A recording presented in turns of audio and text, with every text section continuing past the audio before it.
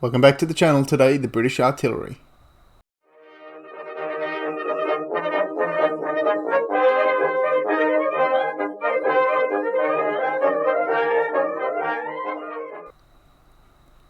So today, following on from that video I did last, I don't know, for me it was yesterday, probably a few days ago, I've got to do up these last few British Artillerymen from the Peninsular War. You can tell that because of the Shakos there.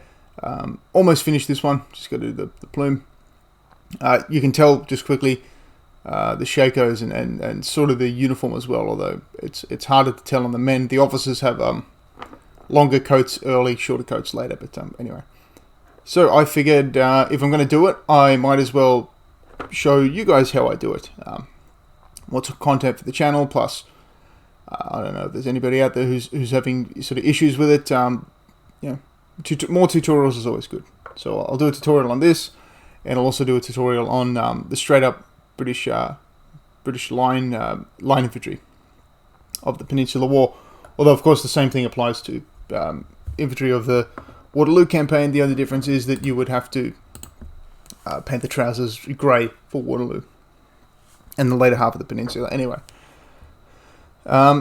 so let's grab one of the what's the best one I can pick? We'll go with this guy again. So what are we looking at here? Well, if I grab a pokey brush, we've got red cuffs and collars. You can see they're red with a yellow trim. The same for the shoulder strap, so it's red with a yellow trim, yellow tufts. This lace work here, for an officer, this would actually be gold lace, but for just a regular ranker, that's just like a yellow fabric-y type lace thing, a yellow cord type thing. Brass buttons, sort of this tailored-esque jacket, which is very good for us, for me, for the way I like to do things. White pants with gaiters and just black shoes, and the linstock here. The British used flintlock cannons on their ships, but not on land. They would just use the linstock. American Civil War is when you really start seeing that sort of thing. A bit of brass there, and of course I haven't done the plume yet, purely because, as you can see, when I'm painting, I like to use the plume as a little thing.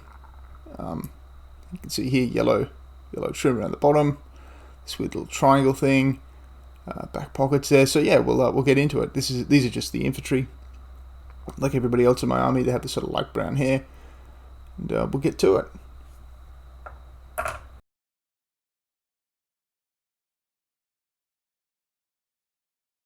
So McCragg blue, although actually to start off with, is white. Although I've sprayed him white and then given him extra white on the pants there. So McCragg blue.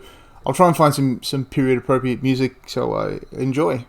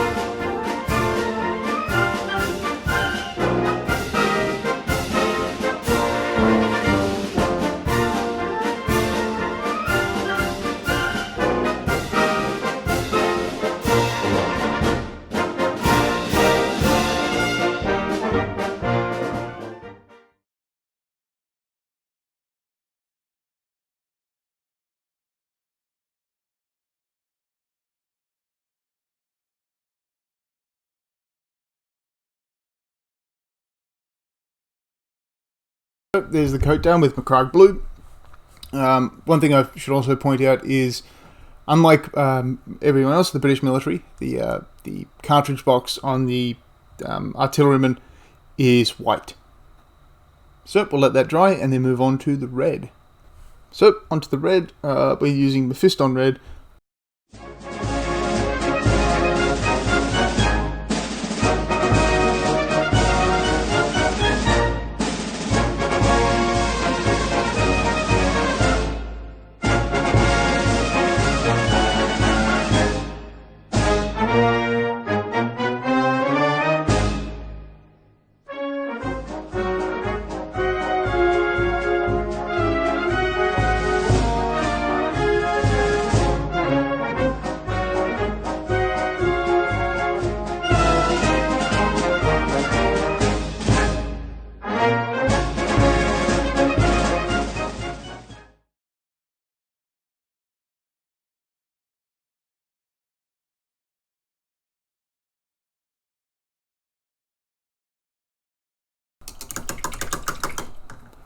there we go. So that's the red, the bits you want to get at the collar, the epaulette sort of tab things, and the cuffs. So cuffs and collars is a term you'll hear a lot. If you look at Napoleonic painting, cuffs and collars just means the colour of the cuff and the colour of the collar. Almost all your Napoleonic, especially the British are pretty standard this way. Cuffs and collars will be what's called the regimental facing. For example, here on the 87th, it is green. So you can see green and green. So next, we'll move on to the black. So onto the black, this will be the Shako here and the shoes here. Of course, as I said before, this cartridge box here will be left white.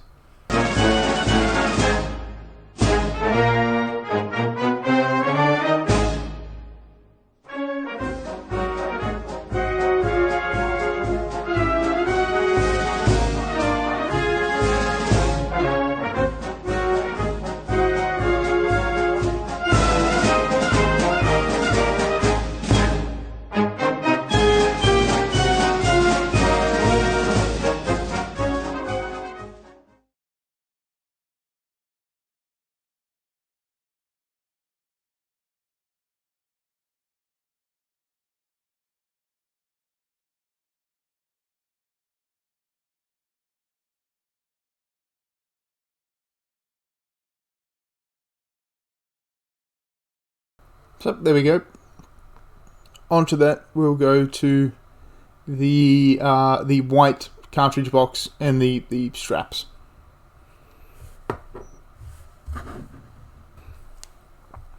Okay, now we're going to do the white. So for here, we're looking at these sort of turnbacks.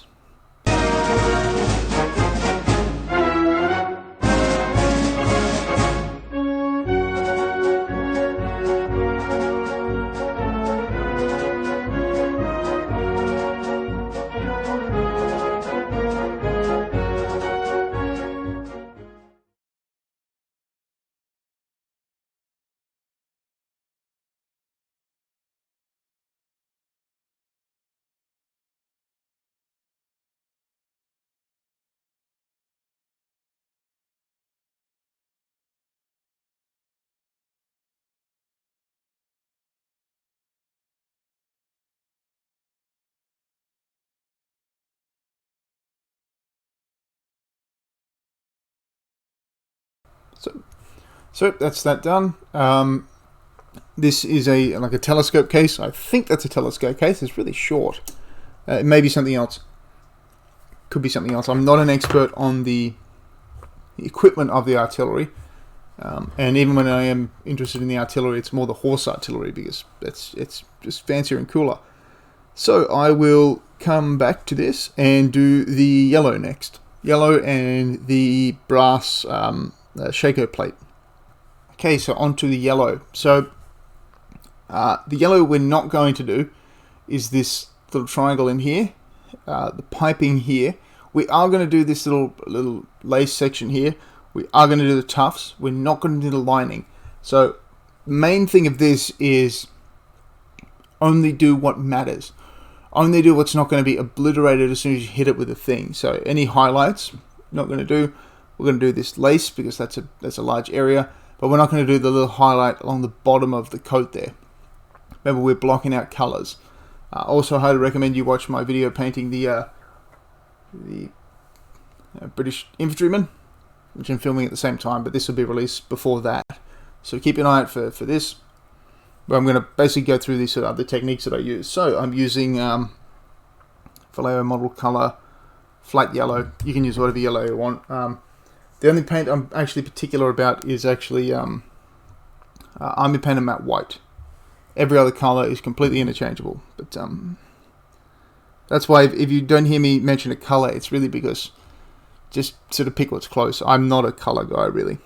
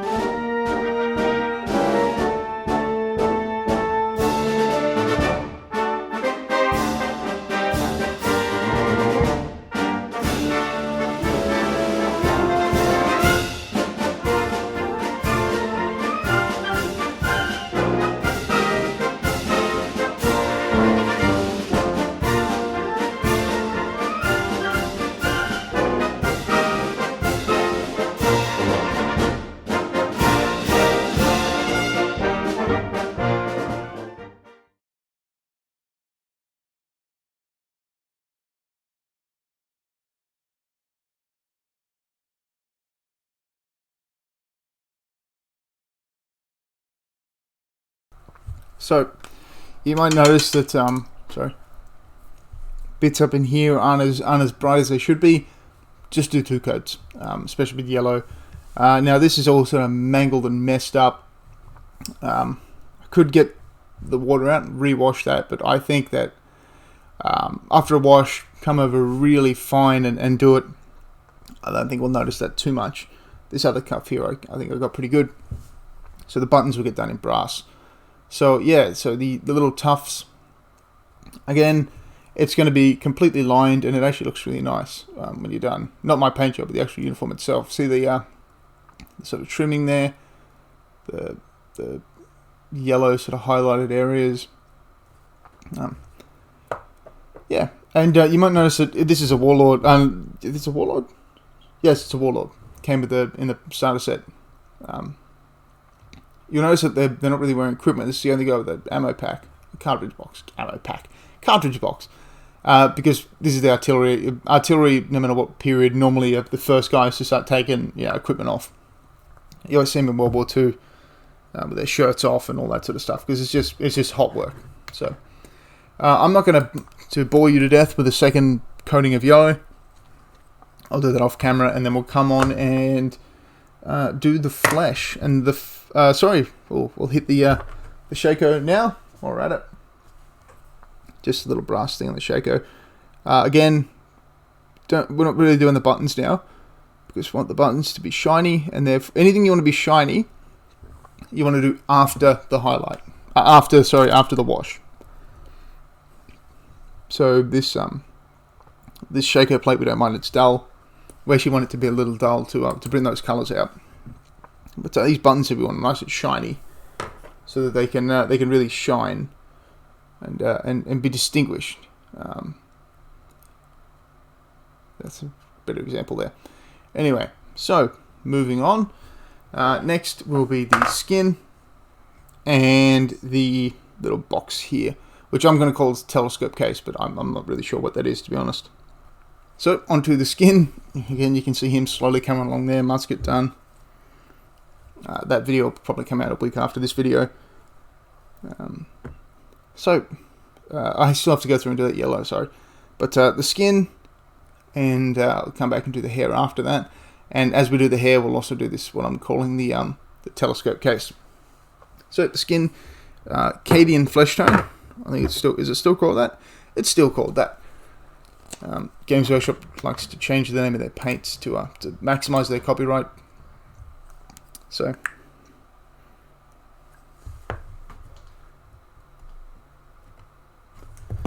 yes, so you'll always hear sort of people my age. I'm 23, almost 24, and I've been in the hobby since I was a little kid, but I've been since I was 8. But actually properly gaming since I was about sort of 14, and back then, this is how old I am, which I really don't think I should be able to say that. But anyway, I remember when you could go into a Games Workshop and use their paints, as in they had store paints that they would use to paint up the store armies, and that people like me, oh crap, that's what I get for not paying attention, people like me, so that young kids could use to paint up their own miniatures. Obviously we weren't doing whole armies, but you bought a character, you just paint him up using the store paints, and I think that's fantastic. I really wish more places would do that, and I really hope that it's maybe as a sort of charity idea for a local hobby shop. Just if you got a couple of bucks or a couple of pounds or whatever heathen currency you use. If you're not using dollars, I'm not sure what you're using, but anyway, there's if you're not using dollars, you might as well just use sticks. But if you got any of that funny money that you guys have, with the people's faces on it, maybe take it into your local hobby shop and be like, look, people come in here and do the hobby all the time. I would like to buy a starter set, like a paint starting set. Not something fancy, but you can get it for 20 or 30 bucks. It's just got a couple of basic colors like a black, a brown, a metallic, a skin color, a blue or red. You can sort of see these things, and you're like, yeah, I'd like to buy this and just sort of donate it. sometimes you might find the manager will just, the manager might just go, yo, you know what you're doing, dude? Knock a bit off or something like that. Who knows? But you'd be amazed the difference that will make to a younger kid, somebody who it's not they can't afford the paint, but if you're only getting enough money every week, as I used to actually get $10 to buy lunch, and you wouldn't know it looking at me, but I'm actually able to not eat, and so I would not buy lunch, and then after about 3 or 4 weeks, have enough money to buy a box of Canadian Guardsmen or something, and instead of having to, so I buy 1 box of Canadian Guardsmen and then spend the next 6 months buying all the individual little paints, or just you'll be amazed how much just having that thing of paint there will mean to some younger people getting into the hobby.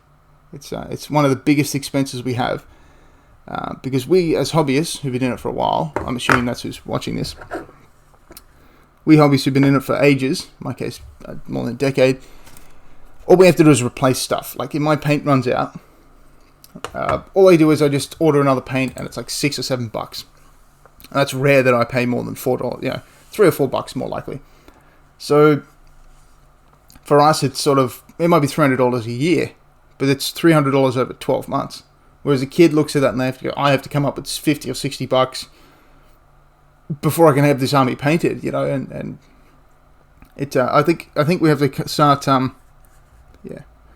looking at ways to help these younger guys, especially with the hobby getting more expensive. So I'm not sure what that was, but anyway, and something I always like to promote. If you do have a little hobby shop, maybe speak to the guy in charge or the woman in charge and see if you can set up just like a donated comped hobby set, and maybe you and a couple the older guys, maybe there's like 20 people regularly come in the shop, just put $2 in each, and just for the 2 or 3 younger guys that come in, just get them painting. Even if it's only like 1 or 2 miniatures, just get them painting, get them learning techniques, because that's how I learned. Speaking from personal experience, I learned from sitting down with older guys who were painting their stuff, and we'd just chat about whatever. But, if those Games Workshop paints weren't there, I wouldn't have been there either. That was just it. And but when they got taken away, it was lucky I was old enough to sort of it was a transitional thing, so I had begun to transition again in my own paints by that stage. So it may be a bit long-winded and a bit tangential, but yeah, if you have the means, and if you have the sort of the area and the space and the community, I think it would be really good to for the young people to just get a couple of paints together for them to use. Just to give them that first step up, because that's the hardest part of this whole hobby. We're actually painting a miniature. Sorry, that's just something that's near and dear to me. Is getting younger people involved. Just over that first hurdle, which stops so many people. Anyway, and if they do get into the hobby, then we offload the stuff for cheap, and you can pick it up too if you want to be pragmatic about it. Anyway, so. Next, we're going to come in with dark brown and do that, and the dark brown and do the mutton chop there, the sideburn, the sort of sideburn. I say more about that in the next episode about the sideburn, so I won't make the same joke twice. And the back of the hair there too. And then we're ready for the wash. It's just the hair and then wash. Okay, so on to the facial hair, well, the hair in general, and what I'm calling a telescope or a map case. So just keep this here. This is going to be painted the same color as our wood type stuff. That's sort of like leathery, a little bit brighter than our wood. So like a pale leather type color.